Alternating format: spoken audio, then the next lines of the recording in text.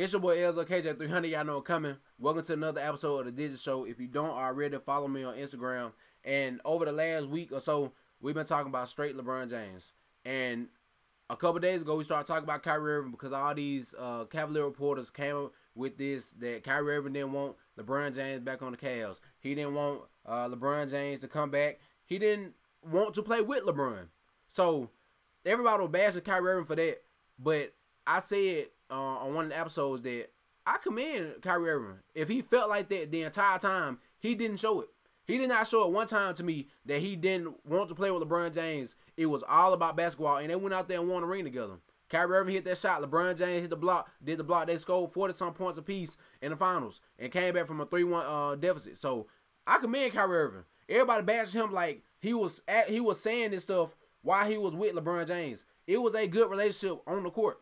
So, and one thing we don't realize yet is that Kyrie Irving is smarter than everybody thinks right now. He is so smart, and we probably won't realize that. Well, y'all probably won't realize that until the finals next year if they make it. That Kyrie Irving was the smarter person out of this deal while everybody was talking about he asked for a trade. He don't want to play with LeBron James. What do you think he is? He ain't going to be good without LeBron James. Now, let me tell y'all why. Kyrie Irving asked for a trade last offseason. Somewhere in Kyrie Irving's mind, he knew that LeBron James might leave, and with LeBron James leaving, they were going to put it all on him to take this Cavaliers team without LeBron James to the finals. Now, I'm not saying Kyrie Irving wouldn't take them to the finals, but he is not going to take that team with LeBron that's built around LeBron James. He's not taking them to the finals. He was not going to take them to the finals, and everybody going to say, "Oh, Kyrie Irving ain't LeBron James. We told you, Kyrie Irving, without LeBron James, you ain't nothing." And it wasn't going to be his fault that the team was built around LeBron James, and then he leave, and then you put everything on me. Kyrie Irving is not I'm going to sit in the post and pass the ball out dude. He is not that type of player. LeBron James has his own style. Kyrie Irving has his own style. Up and down the court. Up and down the court. With other young players that like to dribble the ball too. So, he was so smart by saying, I'm not going to play here. Because as soon as he leave, everybody can put the pressure back on me. Everybody can put the pressure back on me. Like Colin Sexton right now. That entire team is built around LeBron James. LeBron James. So it's going to take time for them to get rid of those ugly contracts and get some people around Colin Sexton where they're going to actually start winning games. That's exactly how it is. That's exactly what happened to Kyrie Irving. He came into a situation where the team was all about LeBron James, and he left, and it was straight down here after that. And he had to play with some players that didn't want to play with him and players that were built around LeBron. That was there when LeBron was there. So, Kyrie Irving asked for this trade, and he went to the Celtics. I commend him on that too because he was going to ask for a trade after they won the ring, but he waited. He waited, and this situation came about. The Celtics wanted to trade Isaiah Thomas and Jerry Crowder for Kyrie Irving, and it happened. Now, you look at it now, down the line, after last year, Kyrie Irving was hurt, and LeBron James is gone. Kyrie Irving and the Celtics are the team to beat in the East right now, according to everybody. Kyrie Irving asked for a trade. LeBron James left like he probably thought was going to happen anyway. He went to the Celtics. They got a great team around Kyrie Irving, and they the favorites in the East. So you can't tell me Kyrie Irving is dumb for asking for a trade when he ended up with the Celtics and they're the #1 team in the East right now. They won the East last year, and I mean they had the best record in the East last year. He right here. It's right here. So Kyrie Irving back in this discussion that he going to the finals next year without LeBron James. So if Kyrie Irving can do all this without LeBron, he made a smart decision. That's why I say he's smarter than a lot of people think because he asked for the trade. Everybody thought they were dumb. You can't do it without LeBron James. We obviously saw how good he is, and he might win MVP. That's how crazy it's going to get for Kyrie Irving. He might win MVP, go to the finals, play against whoever it is in the finals. He win a ring with the Celtics. He is smarter than a lot of people think for asking for a trade to get away from LeBron James and all those other players that's built around LeBron where they're going to make him backtrack to his rookie season where he got to play with all these players built around LeBron. It's not built around him. And he'll have to wait 2-3 years for somebody to even try to get him some people to play with. So, Kyrie Irving is smarter than a lot of people think. Y'all think about that.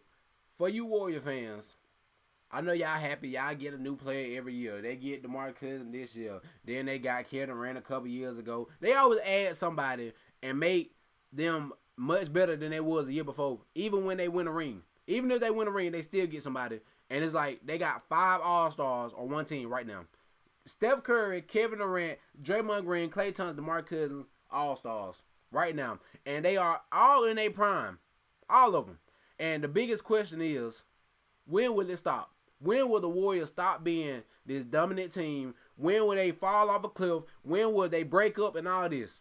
And I try to tell people, every time I get a chance to, I tell them, my favorite player on the Warriors is Klay Thompson. That's the only player I like on the Warriors.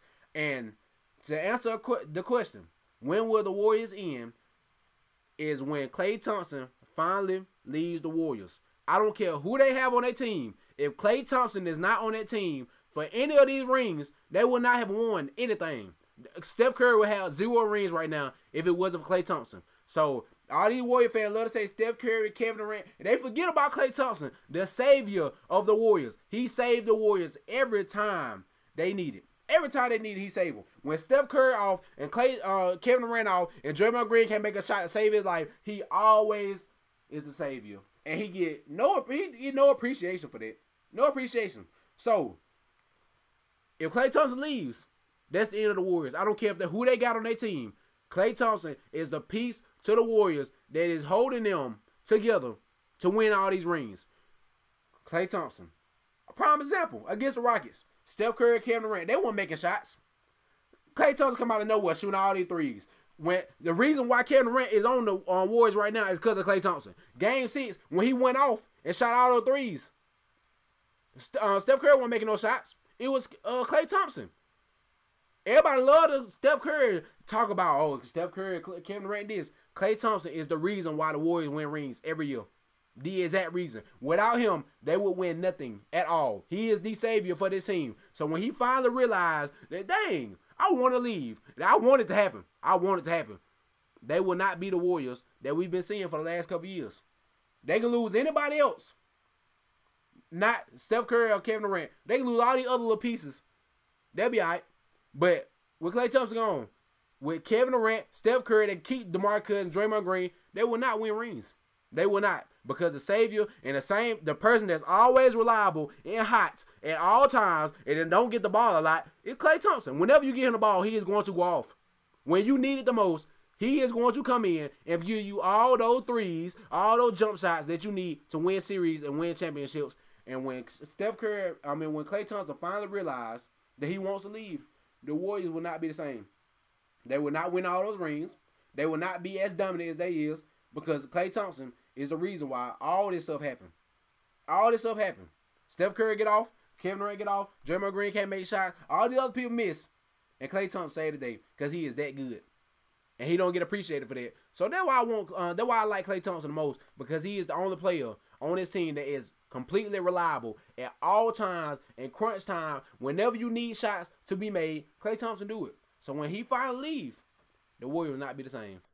For my Cowboy fans, I just saw that the NFL has the Dallas Cowboys ranked 30th in offensive arsenal, as in your receivers, quarterback, running back, and tight end, I guess. They are basically saying after Zeke and Dak Prescott, the Cowboys have nothing. And they are saying it's because you lost Dez Bryant this year. You lost Jason Witten. And now everybody looking like, where are the receivers? Who are we going to get a ball to down the field and going to be our number one receiver? I've been hearing all season that the Cowboys do not have a number one receiver. Dez Bryant was that, but he wasn't playing like a number one receiver. You got Jason Witten, who was basically your receiver at tight end. He is gone. They added Tavon Austin. You got Allen Hurns, and you got Terrence Williams. Out of all of them, who is going to be the go-to receiver? Deep downfield. When you need extra 5, you need those 5 yards. Who is it going to be? A lot of people love Tavon Austin. I love him too. You can get him the ball running back. You can get him the ball as a stream player. You can do a lot with Tavon Austin, and I think they'll do a lot with him, especially with the offensive line. That stream game is going to work perfectly. Ezekiel Elliott is a big piece of the Cowboys offense. Running the ball, catching the ball, blocking, anything that needs to be done on offense, Ezekiel Elliott is a big piece of it. And we saw how big of a piece he was when he was gone and Dak Prescott wasn't playing like the Dak Prescott when Ezekiel Elliott is on the field. Allen Hurns, I like him too. But people are saying Dez Bryant. That's why everybody was mad about Dez Bryant. They were getting rid of Dez Bryant. But I was saying, if he is not going to show you that he's the number one receiver that he used to be, then why keep him? Why keep him? Then you lose Jason Witten, who is going to be the tight end? Who is going to, I mean, there's a lot of questions around the Dallas Cowboys, and they are ranked 30th right now. You got some receivers. You got Tavon Austin, but Ezekiel Elliott and Dak Prescott, they say after that, it's over with. The offensive line is amazing, and that's my biggest reason why I say the Dallas Cowboys need to get Earl Thomas. A lot of Cowboy fans, we don't need Earl Thomas. What we need him for? Y'all need somebody on defense to actually help with the lack of offense y'all have with receivers. Y'all need something in the secondary that's been hurting y'all for the last couple of years. You get Earl Thomas that works out a lot that needs to be helped on that defense, and then you need to come up with somebody that is going to be the number one receiver. And Dak Prescott and the Cowboys said, we don't need a number one receiver to win the Super Bowl. I actually think you do. Somebody you can rely on. Not the number one, but somebody you can rely on besides Ezekiel Elliott needs to be out there on offense.